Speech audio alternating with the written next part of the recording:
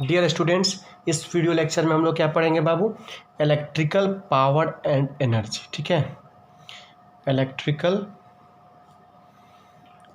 Power and energy. जब heating effect पढ़ चुके हैं तो ये आसानी है, ध्यान से समझिएगा इसको। ऐसे जनरल वर्ड में पावर क्या होता है बाबू? 9th में पढ़े हैं ना power.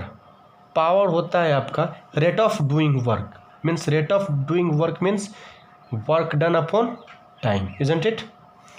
Work done upon time. अगर इसके ऐसा यूनिट की बात करें तो इसका ऐसा यूनिट क्या हो जाएगा बाबू? वर्क डन का होता है जूल पर सेकेंड, है ना। कॉल्ड एज क्या कहा जाता है इसको? कॉल्ड एज वाट कहा जाता है। क्लियर? और अगर बिगर यूनिट की बात करें तो क्या होता है आपका? इसका किलो वाट होता है ना। और 1 किलो वाट में कितना होता है बाबू? 1000 वाट होता है। Any problem? अब हम लोग आगे बढ़ते हैं बच्चे। इसमें क्या है कि अब इस क्या समझना है, इसमें इलेक्ट्रिकल पावर समझना है ना। ये तो जनरल पावर हो गया, तो इलेक्ट्रिकल पावर क्या होगा समझ जाइए, बहुत आसान है। Electrical power means electrical rate of doing work by electrical appliance, है ना। तो power is equal to, already हम यहाँ पे समझ लिए, वर्क डन अपॉन टाइम। तो बताइए, but in terms of electricity क्या होता है? इन इलेक्ट्रिसिटी के टर्म में क्या होता है? V is equal to W/Q होता है कि नहीं? लास्ट क्लास में भी हम लोग पढ़े हैं। तो W इज इक्वल टू क्या हो जाएगा बच्चे? V into Q. इस V इंटू क्यू के वैल्यू को, जैसे इसको इक्वेशन 1 मान लिए और इसको इक्वेशन 2 मान लिए, ठीक है। तो इसको हम लोग वहाँ पे पुट कर दीजिए, तो क्या हो जाएगा? पुट 2 इन 1, क्या हो जाएगा? P is equal to work done by time. Instead of work done we write it as V into Q upon T। But एक और चीज़ आया है, Q इज इक्वल टू क्या होता है? Q इज इक्वल टू क्या होता है बाबू? P is equal to V into Q is equal to भी क्या होता है? I इंटू टी होगा कि नहीं? I into T upon T. तो पूछिए कैसे सर? तो ऐसे देखिए, I इज इक्वल टू क्या होता है बाबू? Since I is equal to Q by T, hence Q is equal to I into T. ठीक है, तो T से T gets cancelled, then P is equal to what? V into I। तो अगर इलेक्ट्रिकल पावर की बात करें तो क्या होगा बाबू? Potential difference into current, means product of potential difference and current is your electric power. Clear? अब यहाँ से समझ लीजिए एक चीज़ इंपॉर्टेंट क्या है, कुछ एक्स्ट्रा फार्मूला हम लोग डिराइव करते हैं। तो बताइए, P is equal to V I आ गया, तो वी आई के जगह पे हम लोग क्या लिख सकते हैं? V/R लिख सकते हैं कि नहीं? Since V is equal to I R, तो which implies I is equal to क्या हो जाएगा? V/R। तो विच इम्प्लॉयज P का एक और फार्मूला क्या हो गया आपके पास? V²/R। ये दूसरा फॉर्मूला हो गया, ये पहला फॉर्मूला था, ये दूसरा, ऐसा लिख देते हैं। और फॉर्मूला इसे डिराइव हो सकते हैं, देखिए कैसे। P इज इक्वल टू हमारे पास क्या है? V इंटू आई है, तो which implies P is equal to V के जगह पर हम लोग IR लिख सकते हैं कि नहीं बाबू? तो इसी से देख लीजिए, V is equal to IR होता है बाय ओम्स लॉ, तो IR into I, which implies P is equal to क्या हो जाएगा? I²R। क्लियर हो गया आपका इलेक्ट्रिकल पावर? यही तो है, यानी कि टोटल कितना फार्मूला आ गया आपके पास? 3 फार्मूला। एक हो गया P is equal to VI, एक हो गया P is equal to V²/R, and एक हो गया आपके पास P is equal to I²R। Depending upon the given situation of formula apply करके न्यूमेरिकल सॉल्व कर सकते हैं। ठीक है, हम लोग इसका NCERT का सारा क्वेश्चंस करेंगे, उसमें हम लोग समझ लेंगे। ओके, चलिए, ये आपको हो गया ओवर क्या? Electrical power. अब यहीं से समझना है इलेक्ट्रिकल एनर्जी। तो देखिए बाबू, P इज इक्वल टू क्या है, वर्क डन अपॉन टाइम है कि नहीं। P is equal to power is equal to work done upon time है। अब वर्क डन क्या होता है, एक तरह का एनर्जी ना होता है, जितना एनर्जी होगा उतना ही हम लोग वर्क कर पाएंगे। तो इसी चीज़ से समझ लीजिए वर्क इज इक्वल टू क्या हो जाएगा बाबू, P इंटू टी होगा कि नहीं। वर्क इज इक्वल टू आपका P इंटू टी। देखिए तो यहीं से समझिए ना, P is equal to W by T है, तो since P is equal to work done by time है, तो which implies work is equal to क्या हो जाएगा, P इंटू टी। बोलिए, तो work is nothing but energy, then energy is equal to क्या हो जाएगा बाबू, P इंटू टी। ठीक है, तो पावर का ऐसा यूनिट क्या, अगर इसके ऐसा यूनिट की बात करें, जैसे तो जूल होता है, लेकिन इलेक्ट्रिकल फॉर्म में क्या होता है, ऐसा यूनिट क्या हो जाएगा बाबू पावर का, वाट होता है, वाट इंटू सेकेंड। इसी को क्या कहा जाता है, कॉल्ड एज जूल से डिनोट करते हैं।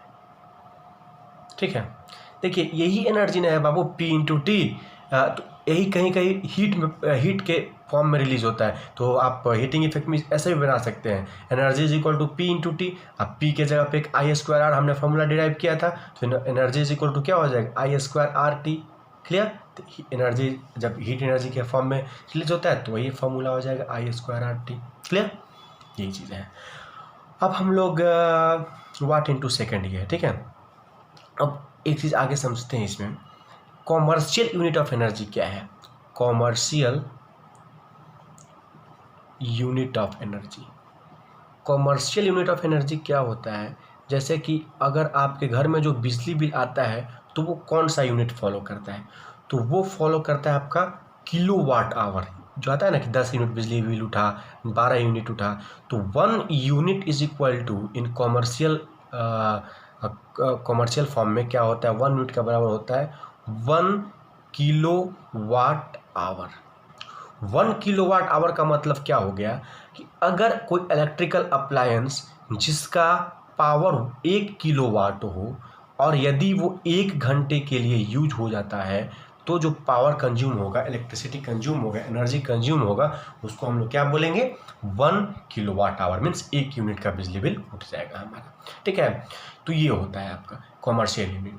तो अगर 1 किलोवाट आवर को जैसे देखिए जूल में कन्वर्ट किया जाए तो कितना होगा बाबू, तो 1 किलोवाट आवर को अगर जूल में कन्वर्ट किया जाए तो क्या होगा, 1 किलोवाट में कितना वाट होता है ऑलरेडी पता है, 1000 वाट। 1 आवर में कितना सेकेंड होता है, 60 इंटू 60 सेकेंड, तो कितना हो जाएगा 3600 इंटू 100, तो कितना हो जाएगा 36 इंटू 10⁵। और अगर स्टैंडर्ड फॉर्म में लिखना चाहते हैं तो क्या हो जाएगा बाबू, 1 kilowatt hour is equal to 3.6 into 10⁶ joule, है ना,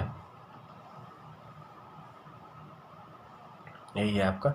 और 1 किलोवाट आवर को हम लोग क्या कहते हैं, 1 यूनिट कहा जाता है। ठीक है, इससे रिलेटेड एक न्यूमेरिकल कर लेंगे, हमारा सारा फंडा क्लियर हो जाएगा हम लोग का। ठीक है, देखिए मैं आपको एक न्यूमेरिकल करवा देता हूँ इस केस में। इसका कहाँ से करवाऊँ, एनसीईआरटी से ही। हाँ देख लीजिए, एक क्वेश्चन बहुत सिंपल क्वेश्चन है, फिर हम लोग करेंगे बाद में। देखिए क्वेश्चन कहता है what will be the current drawn by an electrical bulb of 40 watt when it is connected to a source of 220 volt. ठीक है, तो ये तो आपको पावर से रिलेटेड है, तो ये भी आसान है, इलेक्ट्रिकल पावर से रिलेटेड है, लेकिन हम लोग कॉमर्शियल एनर्जी से रिलेटेड करेंगे। पहले पावर वाला कर लेते हैं, जब भी क्वेश्चन आ गया है। तो देखिए कहता है what will be the current drawn by an electrical bulb of 40 वाट। ठीक है, पावर कितना दिया हुआ है बाबू, 40 वाट दिए हुए हैं। ठीक है, एक क्वेश्चन है, क्वेश्चन में पावर गिवन है आपका 40 वाट और पोटेंशियल डिफरेंस गिवन है। पोटेंशियल डिफरेंस कितना दिया हुआ है बाबू, तो 220 वोल्ट। तो करंट पूछ रहा है उस सर्किट से कितना करंट पास होगा, तो ऑलरेडी पता है बाबू P इज इक्वल टू क्या होता है, V इंटू आई होता है, which implies I is equal to क्या हो जाएगा,